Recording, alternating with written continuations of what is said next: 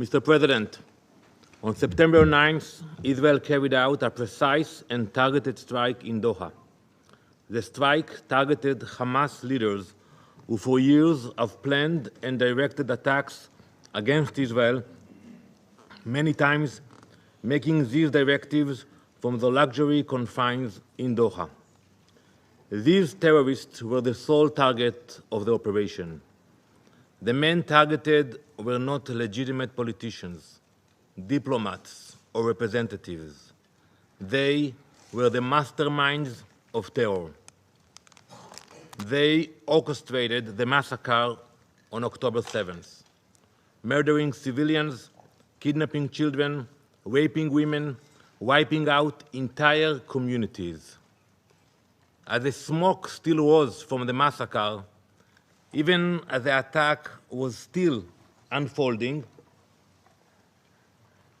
Hamas leaders in Qatar appeared live on television, proudly broadcasting their celebration. While Israelis hid in safe rooms, fled from gunfire, and endured murder, kidnapping, and rape, Hamas's leaders feasted and congratulated themselves in real time. These are the same men who called for jihad to escalate the conflict. They called for blood, not peace. They wild terror, not negotiation. And the terror has not stopped. Just days ago, at Ramot Junction in Jerusalem, Hamas terrorists opened fire on a bus stop crowded with children and adults. 6 innocent people were murdered, among them a 25-year-old who had immigrated from Spain, recently married and building his future in Israel, a rabbi who had dedicated his life to teaching the next generation, 2 residents of the community struck down in their own neighborhood. Among the wounded was a woman 8 months pregnant, left to fight for her life and the life of her unborn child. These are not numbers, they are lives, families, futures stolen. When the gunfire stopped, the bus and the pavement around it were drenched in blood. This is what terrorism looks like. Mothers clutching babies, a bus stop turned into a battlefield, a community scared in seconds. This is a reality we face in Israel. Terror raising its ugly head almost every single day.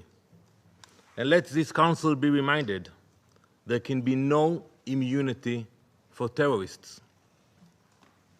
Hamas immediately praised the killers as heroic and exceptional, later claiming full responsibility for the attack and calling the massacre of innocent people a natural response. There is nothing natural about this. It is terror, pure and simple. Today, 48 innocent people are still held hostage by Hamas. Their families live in daily pain. It has been more than 700 days that innocent people have been trapped in Hamas captivity. 700 days of cruelty and abuse. Hamas has used them as bargaining chips, turning their suffering into currency. But let me be clear, there is no immunity for terrorists, not for those who commit it and not for those who enable it. Israel has agreed to President Trump's ceasefire proposal. We are ready to stop the fighting, but Hamas refuses. They keep the world waiting. They are in no rush. They have the time. Indifferent to the human suffering that their delay causes. And who suffers from this refusal? Not the leaders of Hamas, living abroad in the Ritz-Carlton in Doha. They don't suffer, they have the time. But the hostages languishing in their cells and the people of Gaza used as human shields. From the start, Hamas's strategy has been to embed its weapons among civilians. They hide rockets in schools, command centers in hospitals, and tunnels under homes. They put their own people in harm's way, then cry crocodile tears when civilians are hurt. Our fight is with Hamas, not with the people of Gaza, not with the state of Qatar. Israel will continue to take precautions to protect innocent lives. That is the difference between us and those who glorify massacre and terror. Like in the Bible, like Cain in the Bible, who was marked for the murder of his brother, so too are Hamas's leaders marked for their crimes. It doesn't matter where they hide, whether in the tunnel in Gaza or in a luxury hotel abroad. The mark of Cain is upon them. For too long, Hamas leaders have been sheltered not only in Doha, but in Beirut, Tehran, and elsewhere, parading as politicians and statesmen while acting as terrorists. They are treated like celebrities, when in reality, they are commanders of massacre and barbarism. This false disguise of legitimacy gave them freedom to move, to buy weapons, to recruit through so-called humanitarian networks, and to spread propaganda on international platforms that should have rejected them. This strike sends a message that should echo across this chamber.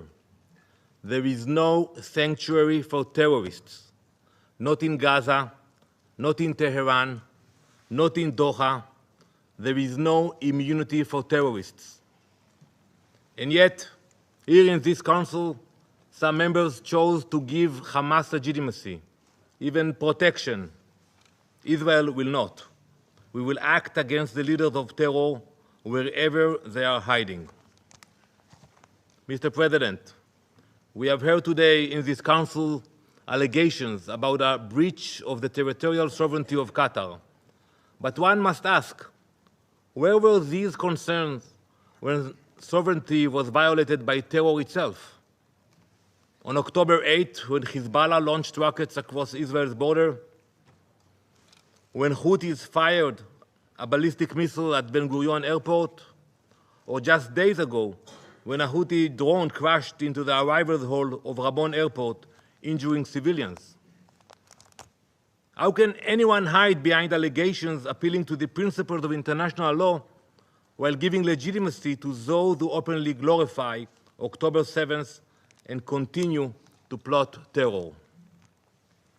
Mr. President, this brings me to Qatar. Prime Minister Al-Thani, the time for Qatar to choose has come. For too long, Qatar has harbored terrorists, offering Hamas leaders sanctuary in luxury hotels while they orchestrate massacres and terror attacks. History will not be kind to accomplices. Either Qatar condemns Hamas, expels Hamas, and brings Hamas to justice, or Israel will. Mr. President, the world has faced moments like this before. Today, the world remembers the devastating terrorist attacks of September 11th. That tragic day, like October 7th for Israel, was a day of fire and blood. In the aftermath of 9/11, the countries that uphold freedom, equality, and democracy in this council stood shoulder to shoulder. 2 weeks later, this council adopted Resolution 1373. It said plainly, no state may harbor terrorists. No state may fund them. No state may give them safe haven. I urge you all to read this resolution. Any government that does so breaks this council binding obligations. That principle was clear then. It must be upheld today. And when bin Laden was eliminated in Pakistan, the question asked was not Why target a terrorist on foreign soil? No one asked that question. The question was, why was a terrorist given shelter at all? The same question must be asked today. There was no immunity for bin Laden, and there can be no immunity for Hamas. And in facing terror, history shows that members of this council have done the very same. From 2014 to 2022, France struck terrorists in Mali, Chad, Burkina Faso, and Mauritania.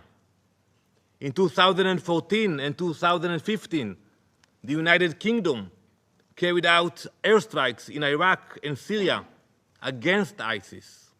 So I ask, if these actions were justified then, why is Israel singled out now? Why are claims concerning sovereignty invoked only against Israel and ignored when others act to defend themselves? Is Israeli blood worth less? The question to ask is not why Israel targets the masterminds of terror, but why they are sheltered abroad, while hostages starve in captivity and Gazans are left to suffer. Israel's fight is not only Israel's. It is a fight of all who believe in democracy against those who worship death and violence, light against darkness, civilization against barbarism, justice against terror.